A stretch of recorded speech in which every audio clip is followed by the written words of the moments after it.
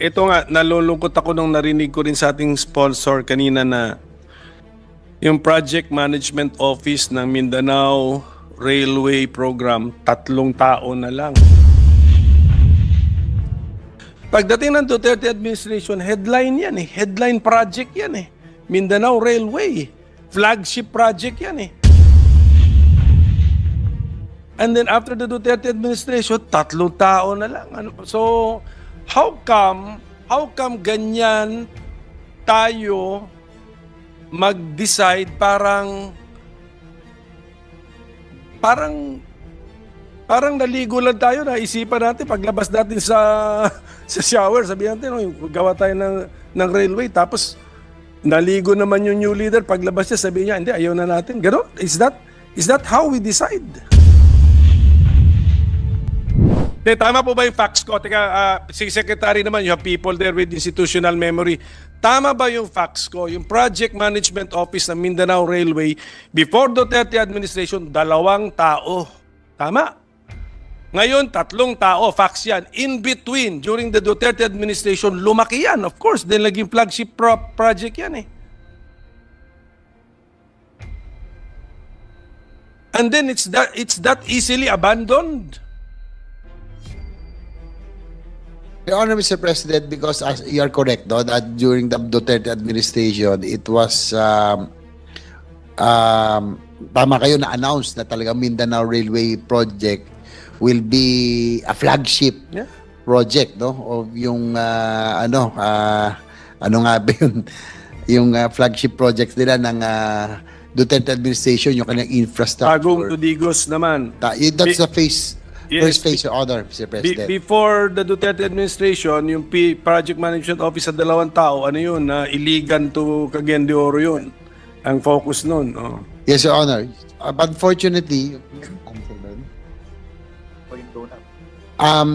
when at the onset of the new administration, we withdrew the loan application because hindi po nagkasundo with the Exim Bank ba, no? DOF and China Exim Bank had a disagreement. So we withdrew the loan application. So probably one of the reasons that the DBM did not put funding anymore kasi nga po hindi na po siya ongoing. But sa DOTR naman po kasi there's a policy difference sa kanila po kasi they would want to continue funding it because yung mga prerequisites po that were discussed earlier, no, yung pong land acquisition, utilities, relocation has to continue so that because for example the Mindanao Railway project is a NEDA approved project, this will happen later on.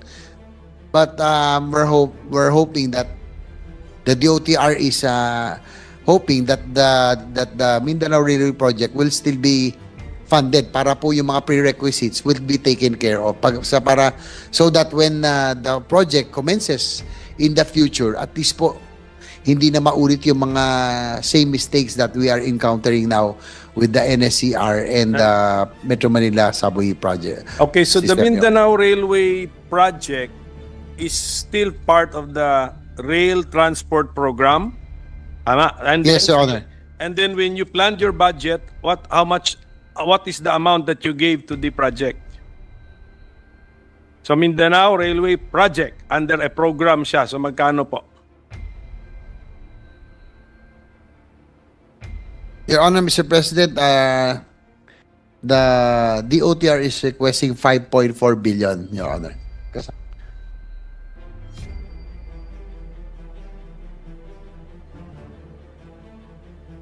So 5.4 billion po yung Mindanao Railway project. Okay. And that is found if we now examine the committee report, that's in the programmed. Zero po siya lahat.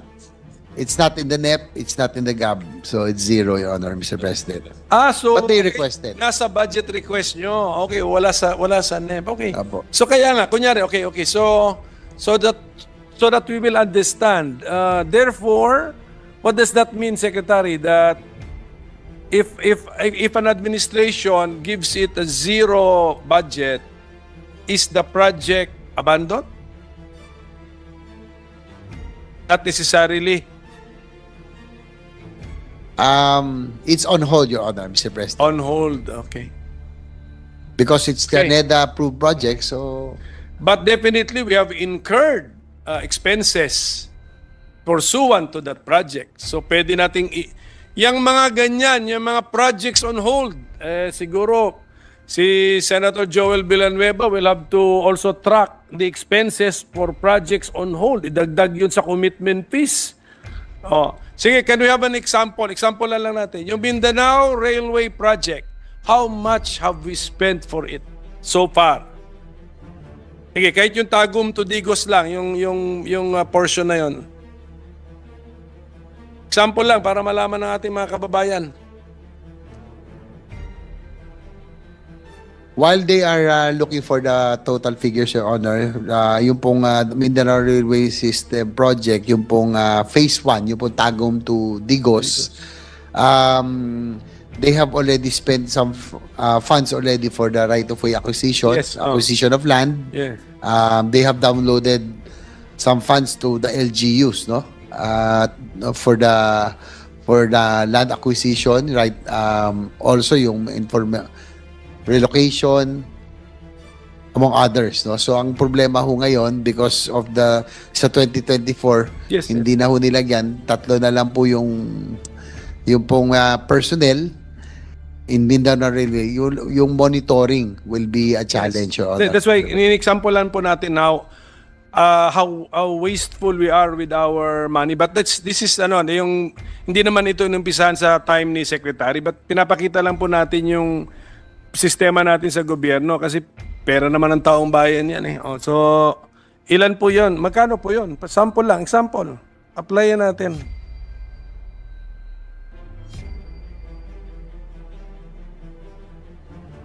Your Honor, according to DOTR, they have spent about 5.5 billion, no, downloaded to LGUs for land acquisition for Yes. the right of way of tag. Ito yung first week pa lang. Yes, yes. Tagum to Digos yun. Tama naman yun. Tama naman. Mabuti nga you're being very open and transparent about it. Siyempre, 5.5 billion pesos na for a project na tawagin na lang natin, let's use your technical terminology, on hold. May we know how yes. Yes. Wala kang mic, sir. Yes, if you say on hold, ibig sabihin yung project is on hold, depende sa availability ng funds. Am I correct?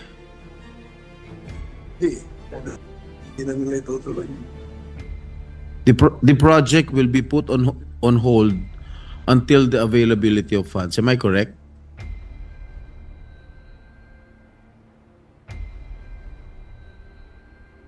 That is correct, Mr. President, that according to DOTR, additional preparatory works, no, prior to the loan agreement, if ever it pushes through, are not being done because of the lack of funding. In this case, for 2025, Your Honor, Mr. President, yung kanila pong 5.4 billion, yung sa NEPO is zero. So talagang on hold po ito. So paano yun kung wala nang mga funds na darating? So anong magiging nung structure na yun? Magiging white elephant? Kung wala nang halimbawa ng pondo dumating, what will happen to the structure that has been started?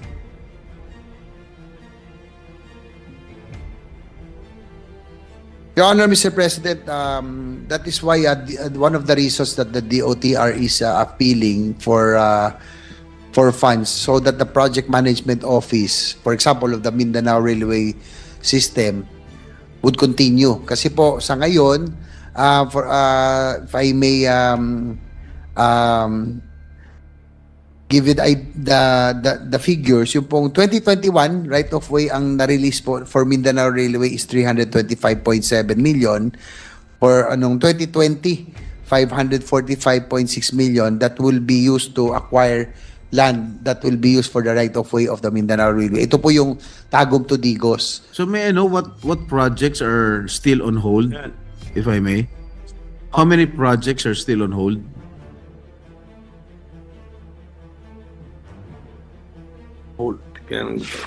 With the indulgence of the minority leader. That was my next question. Your Honor, mostly the railway projects. No? Ito pong Mindanao Railway System, and we can already also consider South Long Haul. Although may funding siya ng konti noong 2024, kung hindi rin po mapopondo ito, it will be on hold also. Ito yung South Long Haul, ito po yung Bicol line, no? From Metro Manila going to So how many projects all in all, Mr. Sponsor? total na. Priority na priority.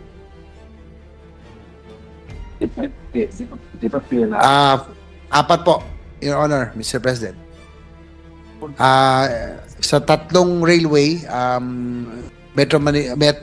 Mindanao Railway, South Long Haul, ito po yung Bicol, and MRT4, ito po yung MRT going to Rizal, no? Ito po yung papuntan Rizal, Taytay Rizal, and isama na rin po yung New Dumaguete Airport project, no? Which received zero allocation. Are these foreign funded projects? Yes, Your Honor, Mr. President. So kung hindi nagbigay, ang hinihintay natin pondo galing sa labas, so the project will not push through. Your Honor, Mr. President, ito po yung magiging consequences, no? If actual requirements will not be given to these aforementioned projects, no? Delay on project preparation, such as procurement of ito pong yung right of way, yung pong land acquisition, yung pong relocation, yung pong pag-ano sa contractor, no? Yung engagement of the contractor, and start of construction itself. So all of this will experience delays, Your Honor, Mr. President. Thank you, Mr. Sponsor. Minority Leader. Thank you, Mr. President. Yun yung next question ko, mabuti. At saka thank you for being really anong tawag mo doon, upfront with us, DOTR. At least apat. We can say that not less than 4 major projects infra projects are on hold. Okay. Sige. Yes, that's correct. Okay po. 3 railway and 1 airport, Your Honor. Isa light railway, yung MRT. MRT4, yung po metro, going to Rizal. Rizal line po ito. Rizal line. Which is unfortunate kasi to quote the President, I think President Marcos announced a railway renaissance. Tama ba, Secretary? Do you confirm that? Did he say that? Minapa-double check ko that. Did he say it? Yes, Your Honor. That's correct. There will be a railway renaissance. Sabi mo ng boss nyo, sir, principal ninyo. Oh. And then 3 railway projects are on hold. So how do we reconcile words with reality? Ito nga, nalulungkot ako nung narinig ko rin sa ating sponsor kanina na yung Project Management Office ng Mindanao Railway Program, 3 tao na lang, sabi ni Senator JV. Before the Duterte administration, alam ko yan, 2 tao yan. I think nasa Cebu pa ata. Wala nga sila sa Mindanao, nasa Cebu lang yata sila. Pagdating ng Duterte administration, headline yan eh. Headline project yan eh. Mindanao Railway. Flagship project yan eh. And then after the Duterte administration, 3 tao na lang. So, how come ganyan tayo mag-decide parang naligo lang tayo, naisipan natin paglabas natin sa shower, sabihan natin, gawa tayo ng railway, tapos naligo naman yung new leader, paglabas niya, sabihin niya, hindi, ayaw na natin. Ganon? Is that how we decide?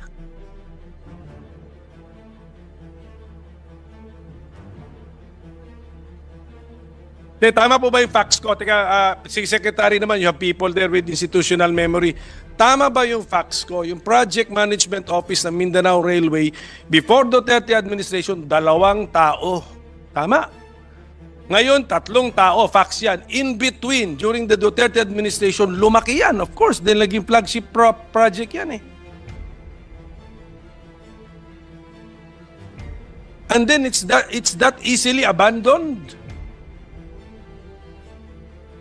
Your Honor, Mr. President, because as you are correct, no, that during the Duterte administration, it was tama kayo na announce na talaga Mindanao Railway Project will be a flagship project, no, of yung ano nga ba yun, yung flagship project nila ng Duterte administration, yung kanyang infrastructure. Tagum to Digos naman. That's the first phase, Your Honor, Mr. President. Before the Duterte administration, yung Project Management Office sa dalawang tao, ano yun, Iligan to Cagayan de Oro yun.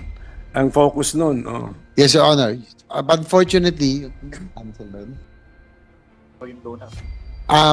when at the onset of the new administration, we withdrew the loan application because hindi po nagkasundo with the Exim Bank ba, no? DOF and China Exim Bank had a disagreement. So we withdrew the loan application. So probably one of the reasons that the DBM did not put funding anymore kasi nga po hindi na po siya ongoing. But ang sa DOTR naman po kasi there's a policy difference sa kanila po kasi they would want to continue funding it because yung mga prerequisites po that were discussed earlier, no, yung pong land acquisition, utilities, relocation has to continue so that because for example the Mindanao Railway project is a NEDA approved project, this will happen later on. But we're hoping that the DOTR is hoping that the Mindanao Railway project will still be funded para po yung mga prerequisites will be taken care of so that when the project commences in the future, at least po hindi na maulit yung mga same mistakes that we are encountering now with the NSCR and the Metro Manila Subway project. Okay, so the Mindanao Railway project is still part of the rail transport program. And yes, Your Honor. And then when you planned your budget, what is the amount that you gave to the project? So Mindanao Railway project under a program siya. So magkano po? Your Honor, Mr. President, the DOTR is requesting 5.4 billion, Your Honor.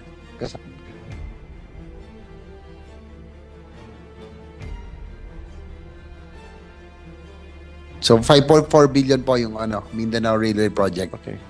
And that is found if we now examine the committee report, that's in the programmed. Zero po siya lahat. It's not in the NEP, it's not in the GAB. So it's zero, Your Honor, Mr. President. So but they requested. Nasa budget request nyo. Okay, wala sa NEP. Okay. Apo. So kaya nga, kunyari, okay. So that we will understand.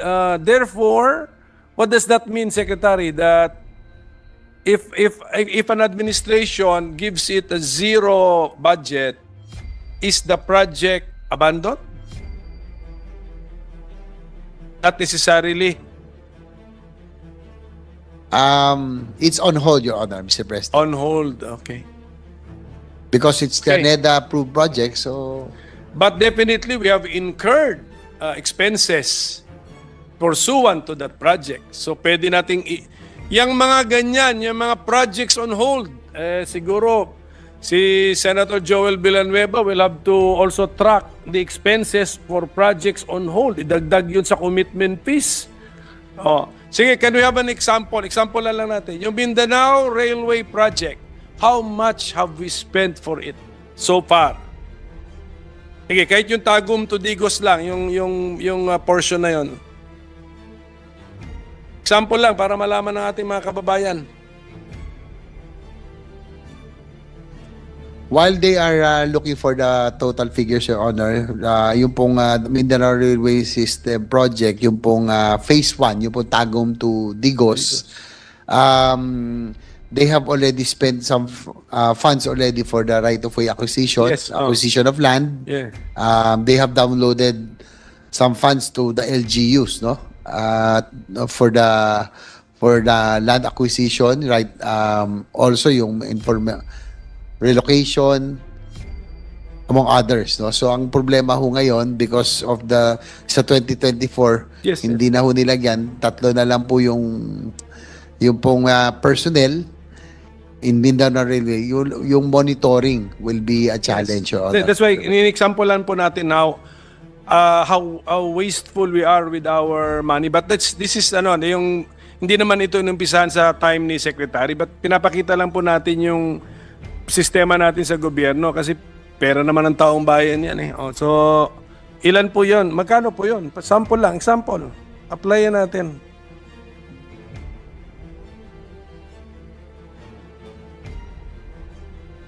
Your Honor, according to DOTR, they have spent about 5.5 billion now downloaded to LGUs for land acquisition for the right of way of tag. Ito yung first week pa lang. Yes, yes. Tagum Digos yun. Tama naman yun. Tama naman. Mabuti nga you're being very open and transparent about it. Siyempre, 5.5 billion pesos na for a project na tawagin na lang natin, let's use your technical terminology, on hold. May we know how yes. Check something. Yes. Wala kang mic, sir. Yes, if you say on hold, ibig sabihin yung project is on hold, depende sa availability ng funds. Am I correct? The project will be put on hold until the availability of funds. Am I correct?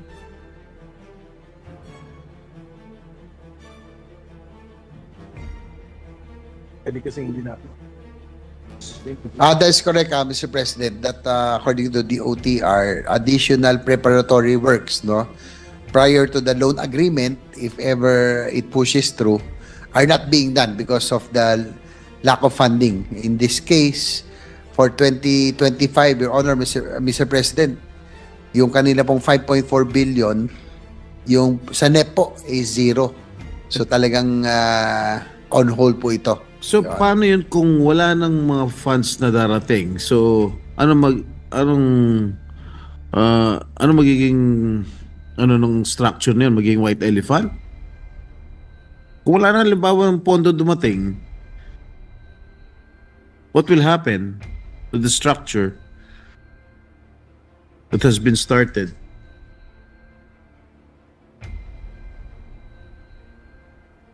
Your Honor, Mr. President, that is why one of the reasons that the DOTR is appealing for funds so that the project management office, for example, of the Mindanao Railway System, would continue. Kasi po sa ngayon, if I may give it the figures, yung pong 2021 right of way ang na-release po for Mindanao Railway is 325.7 million.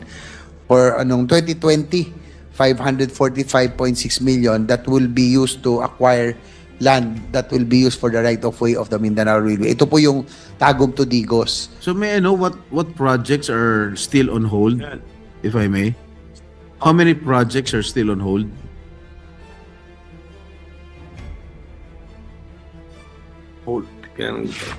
With the indulgence of the minority leader. That was my next question. Your Honor, mostly the railway projects. No? Ito pong Mindanao Railway System, and we can already also consider South Long Haul.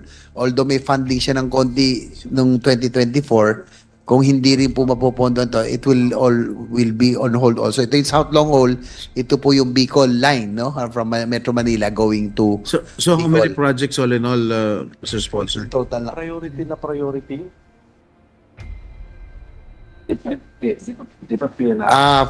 Apat po, Your Honor, Mr. President. Sa tatlong railway,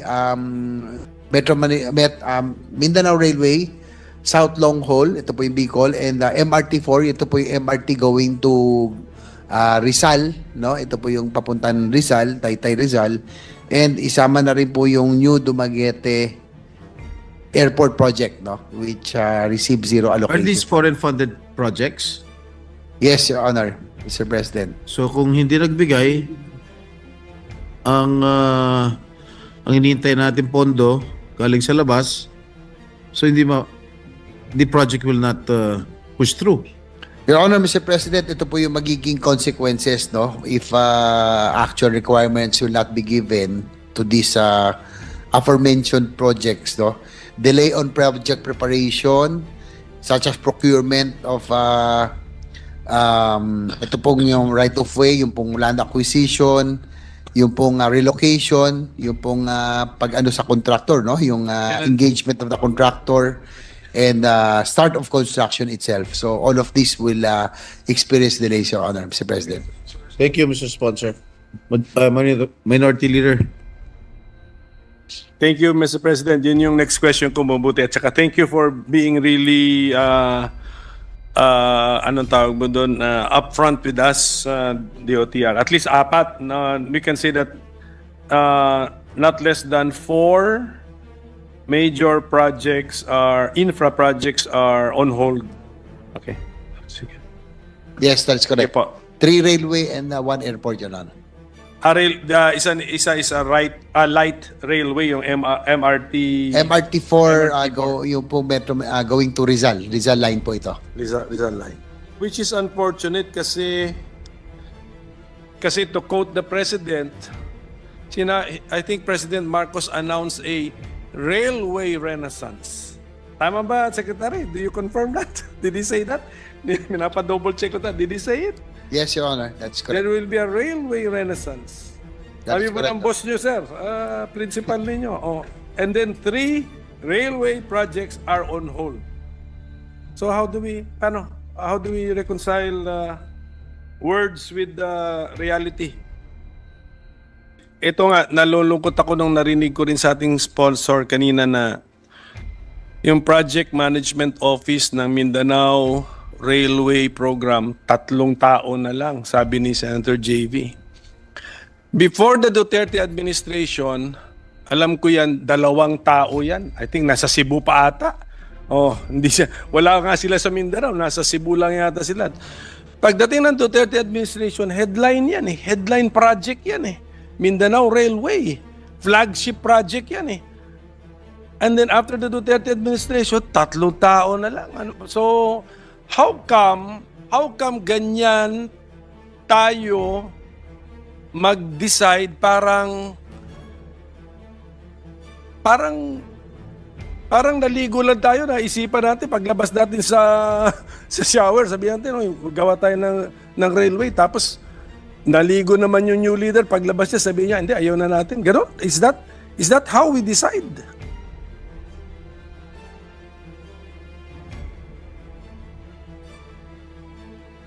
Tama po ba yung facts ko? Teka, si Secretary naman, you have people there with institutional memory.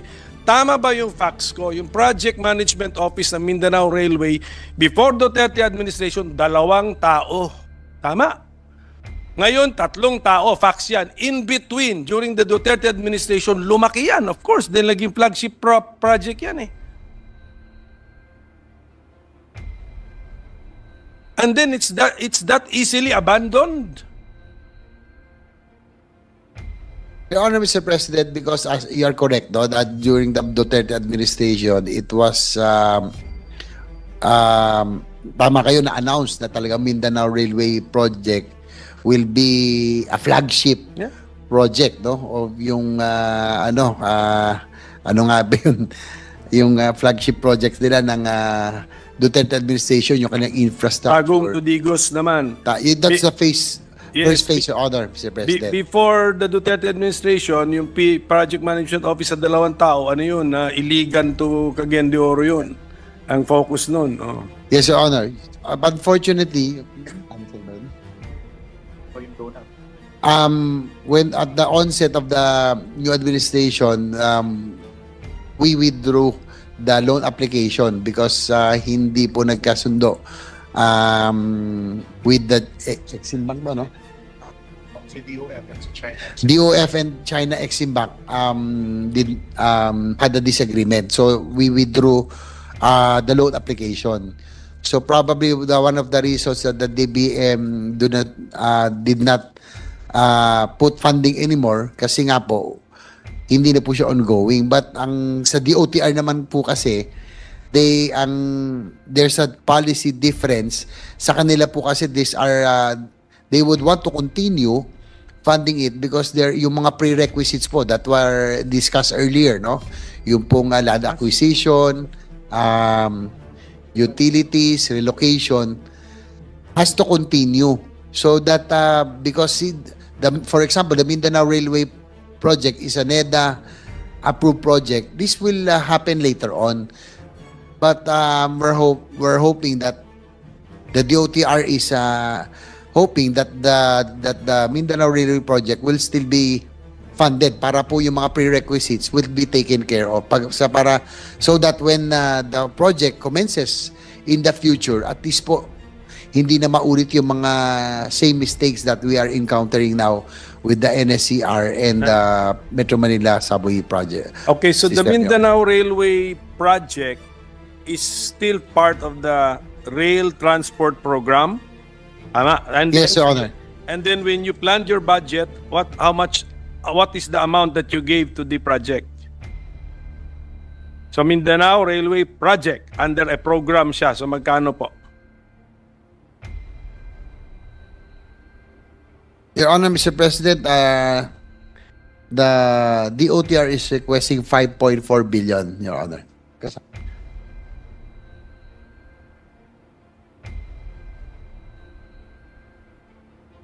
So 5.4 billion po yung Mindanao Railway project. Okay. And that is found if we now examine the committee report, that's in the programmed. Zero po siya lahat. It's not in the NEP, it's not in the GAB. So it's zero, Your Honor, Mr. President. So but they requested. Nasa budget request nyo. Okay, wala sa NEP. Okay. Apo. So kaya nga, kunyari, okay. So that we will understand. Therefore, what does that mean, Secretary? That if an administration gives it a zero budget, is the project abandoned? Not necessarily. It's on hold, Your Honor, Mr. President. On hold, okay. Because it's the NEDA approved project, so. But definitely, we have incurred expenses pursuant to that project. So pwede nating yung mga ganyan, yung mga projects on hold, siguro si Senator Joel Villanueva will have to also track the expenses for projects on hold. Idagdag yun sa commitment fees. Sige, can we have an example? Example na lang natin. Yung Mindanao Railway Project, how much have we spent for it so far? Sige, kahit yung Tagum to Digos lang, yung portion na yon. Example lang para malaman ng ating mga kababayan. While they are looking for the total figures, Your Honor, yung pong Mindanao Railway System Project, yung pong Phase 1, yung pong Tagum to Digos,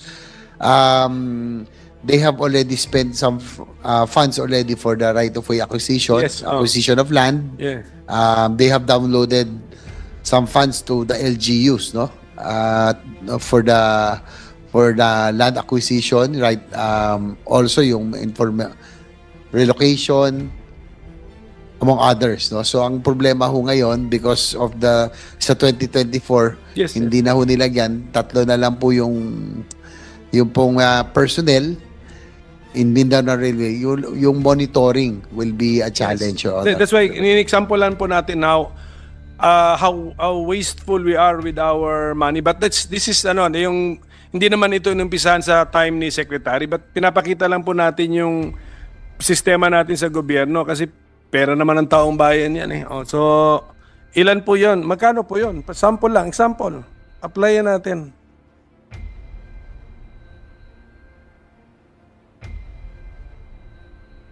Your Honor, according to DOTR, they have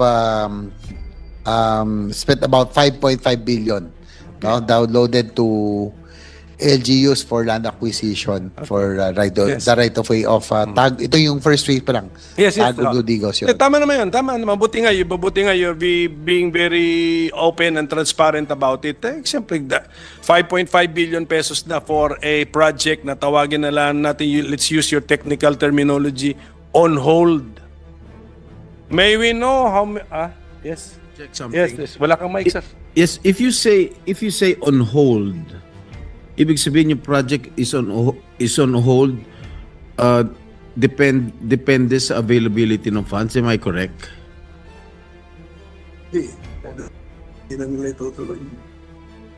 The project will be put on hold until the availability of funds. Am I correct?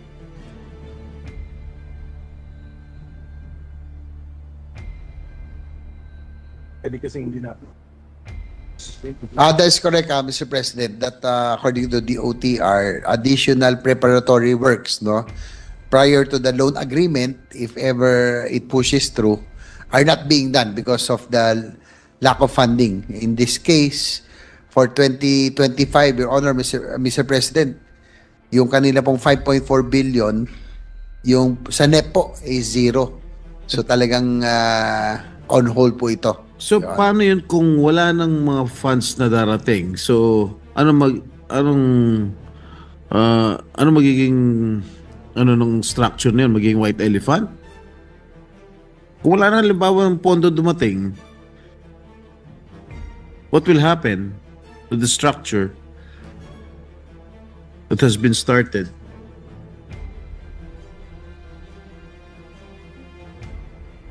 Your Honor, Mr. President, that is why one of the reasons that the DOTR is appealing for funds so that the project management office, for example, of the Mindanao Railway System, would continue. Kasi po sa ngayon, if I may give it the figures, yung pong 2021 right of way ang na-release po for Mindanao Railway is 325.7 million. For 2020, 545.6 million that will be used to acquire land that will be used for the right of way of the Mindanao Railway. Ito po yung Tagum to Digos. So may I know what projects are still on hold, if I may? How many projects are still on hold?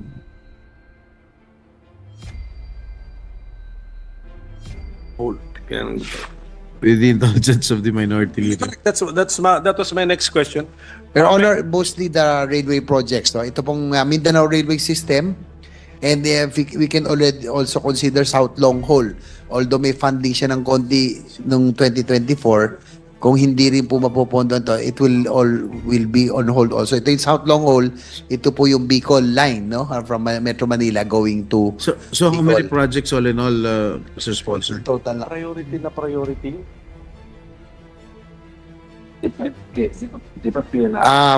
Apat po, Your Honor, Mr. President. Sa tatlong railway, Mindanao Railway, South Long Haul, ito po yung Bicol, and MRT4, ito po yung MRT going to Rizal, no? Ito po yung papuntan Rizal, Taytay Rizal, and isama na rin po yung New Dumaguete Airport Project, no? Which received zero allocation. Are these foreign funded projects? Yes, Your Honor, Mr. President. So kung hindi nagbigay, ang hinihintay natin pondo galing sa labas, so the project will not push through. Your Honor, Mr. President, ito po yung magiging consequences, no? If actual requirements will not be given to these aforementioned projects, no? Delay on project preparation, such as procurement of ito pong yung right of way, yung pong land acquisition, yung pong relocation, yung pong pag-ano sa contractor, no? Yung engagement of the contractor, and start of construction itself. So all of this will experience delays, Your Honor, Mr. President. Thank you, Mr. Sponsor. Minority Leader. Thank you, Mr. President. Yun yung next question ko, mabuti. At saka thank you for being really anong tawag mo doon, upfront with us, DOTR. At least apat. We can say that not less than 4 major projects infra projects are on hold. Okay. Sige. Yes, that's Okay correct. po. 3 railway and 1 airport, Your Honor. Isa light railway yung MRT MRT4, yung po metro, going to Rizal. Rizal line po ito. Rizal line. Which is unfortunate kasi to quote the president, I think President Marcos announced a railway renaissance. Tama ba, Secretary? Do you confirm that? Did he say that? Minapa-double check ko that. Did he say it? Yes, Your Honor. That's correct. There will be a railway renaissance. That's Sabi ba correct. ng boss nyo, sir? Principal ninyo. Oh. And then 3 railway projects are on hold. So how do we reconcile words with reality?